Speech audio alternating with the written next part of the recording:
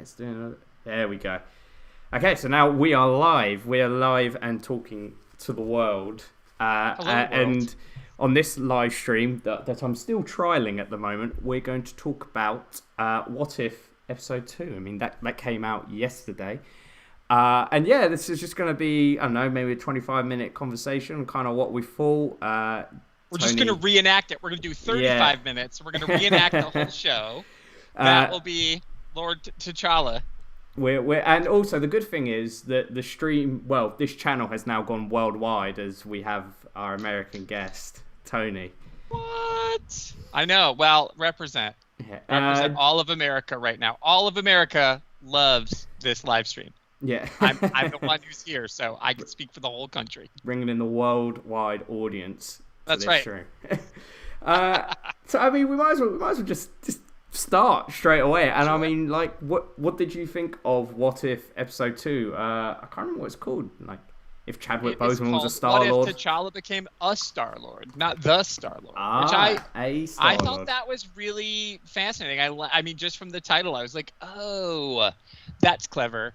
Because they're making it as though, so it's still his royalty, but instead of it being Peter giving himself Star-Lord and nobody knows who it is, he's a Star-Lord, meaning it's a thing. It's, there's multiple Star-Lords. It's a position. It leans more into the idea of being, of being royalty in space as opposed, which of course we learn later Peter is. But so I like that. I like that it was a Star-Lord, not the Star-Lord. Yeah, definitely. And, I mean, because you haven't even seen episode 1 at the moment, so it's hard for you to get the comparisons. Yeah. I mean, I felt for this episode, it actually took the what if idea and actually did something with it. So when you do come to watch the first episode, I think a common complaint is that episode is just basically Captain America, the first Avenger, but Peggy Carter is the first Avenger instead. Like, there's nothing really different going on there. The universe doesn't change drastically. No, it doesn't change basically at all, because it wouldn't. Yeah, why would it? They're both good characters. They're good people, and them being in those roles wouldn't really change much. But what I like about this is what if someone else was in Peter Quill's shoes? How would they use this? Well, opportunity, I guess now it's shown for Black Panther, T'Challa, to go into the universe. This is an opportunity for Peter Quill. Was like, it's kind of like a prison sentence, and he kind of resented it. So now it's saying, well, no, if this person took this path, this is how the universe would end up, compared to episode 1, where it was just, exactly the same stuff would happen.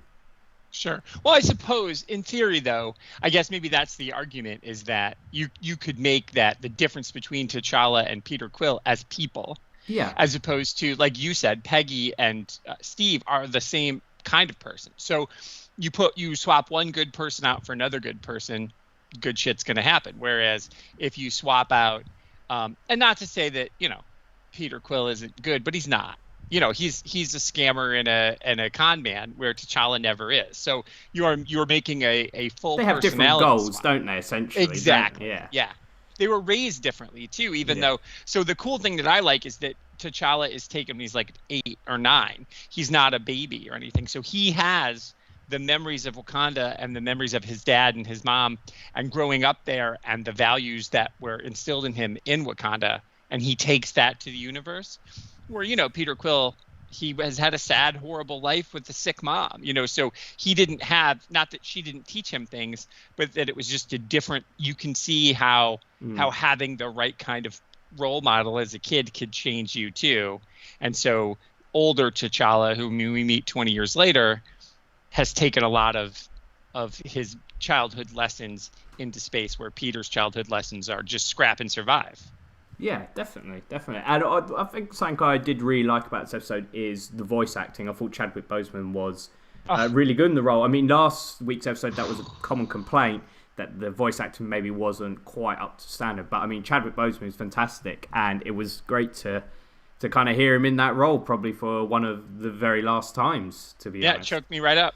Yeah. It took me right up to hear his voice as soon as it was him. I was like, oh, and I knew his name's right there in the credits. I know it's coming, but it didn't matter. It was just like, it was amazing. It was amazing to know that this, and to think how long they've been planning this show, and Yeah. that this has been in the bank for so long. I liked it a lot. I think it was smart to get as many of the original voice actors as they could from the different movies. I think that made a lot of sense because it definitely lended to a more credible, believable universe that these are the people that we're used to. Yeah, definitely. Yeah, I mean, I really enjoyed him in this role. It's a shame there's a few other actors who aren't returning to their roles, but it would have been amazing if they could get everyone. But it's scheduling, I imagine. They can't really spare the day, I guess, if they're busy on set. But that is what it is. But apparently Chadwick Boseman's going to return for 3 or so more episodes. That's what it looked like. It looked like he was going to be in 4 total. Yeah, so that's exciting. Yeah, really exciting. And yeah, really cool that we kind of get to see him for this one last time. It's kind of his send-off. And yeah, I mean, overall, Chadwick Boseman, he's always fantastic. He always gives it his all and everything he does. And it really made me sort of remember that he cared kind of a lot about this character and was always willing to give his all for it. This character meant a lot to him. Yeah, and I think that you can tell even with Brolin. Brolin shows up as Thanos in here, and again, it's the same thing. It's like, oh, look, Brolin is. You can tell the difference. We've talked about it before, and other, with our friends in the Comics Motion group, and it's just like Bruce Willis is always the one that keeps coming up. People who just phone in stuff, and you can tell they just don't give a crap.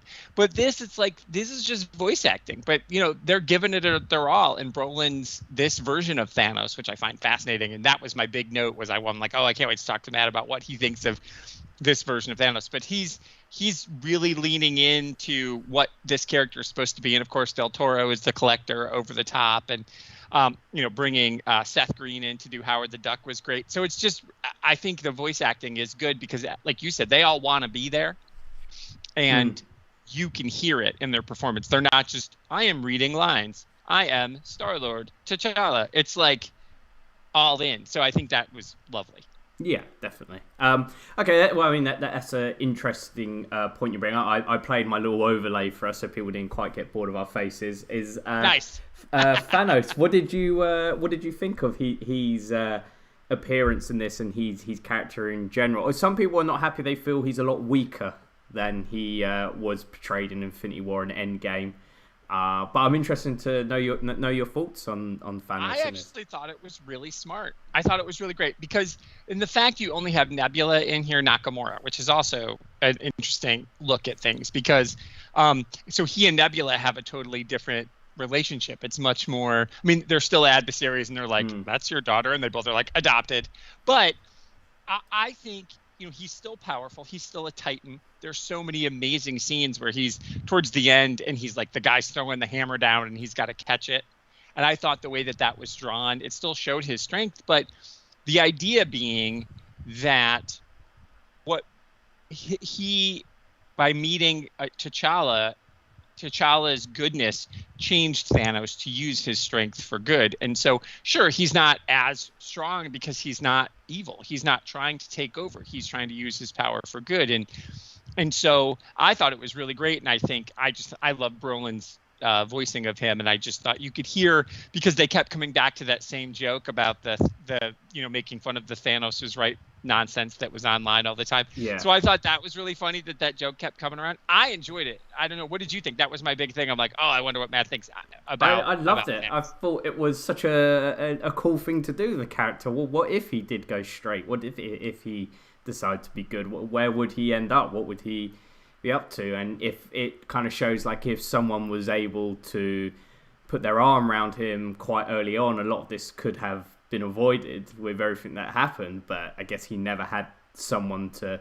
Well, then again, I guess the Titans told him he was a madman. He did say that, but maybe Chadwick got to him before all of that. But right. I loved it. I thought, yeah, that's cool. That's the stuff you want to see. You want to see characters go in different directions because of one little aspect.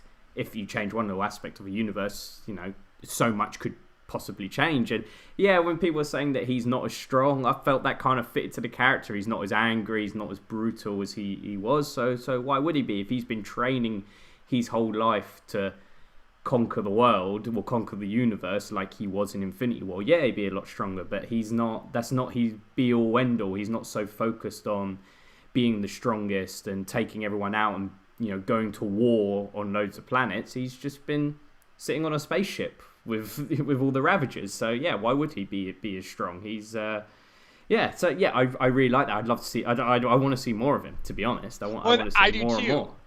I do too, and I think what makes this such a great episode is, like you just said, it's the what if ripples out. So because he's there, Nebula's whole. I mean, she, other than her eye, yes, yeah, she's got and it's just a scar. She's still whole. She's not robotic. And I've actually read the prequel story that Mackenzie Lee wrote.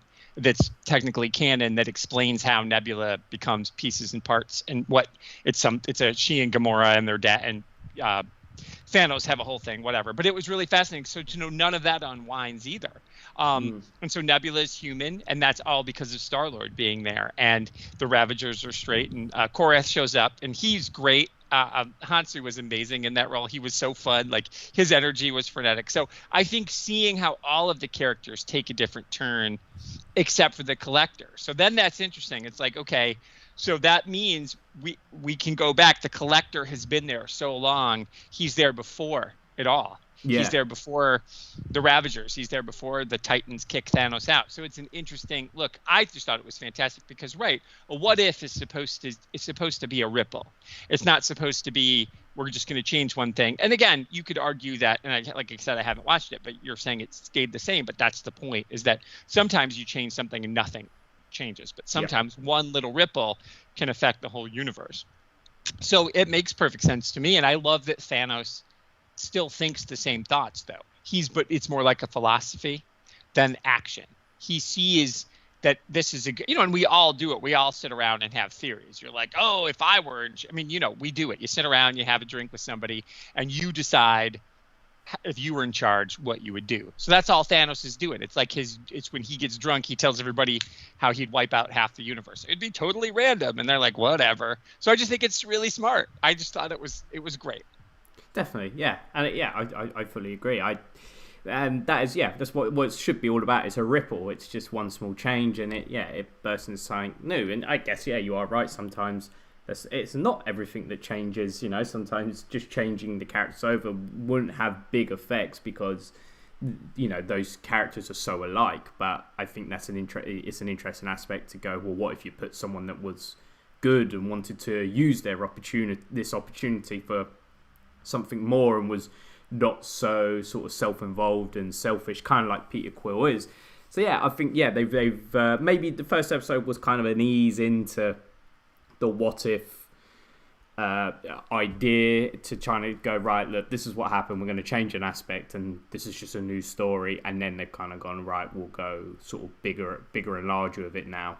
Which, because if you're watching this, you understand what's happened in the Marvel universe. You don't need it explaining to you by this point, because this is very much something I feel was mostly for the diehard fans, not for more of a casual audience member. Which is great, really. Like I want to see kind of stories like this that repay my my attention span to this 10-year universe of constant content they've been pumping out. So I really like it. Oh, what did you think of Ego showing up at the end? Do you feel like that's going somewhere? I do, because Jeffrey Wright comes back in. He's like, but that's another story. It's sad because they don't have. I wonder though, because they don't have Chris Pratt as Quill, so I'm not sure. Unless it's just going to be a whole different Ego story. I mean, you don't bring Kurt Russell in for just that. Yeah, he's going to be two around, lines. Right? You're not going to bring Kurt Russell in. Yeah. So I thought that was really clever. I really thought that's going to be an interesting take on things.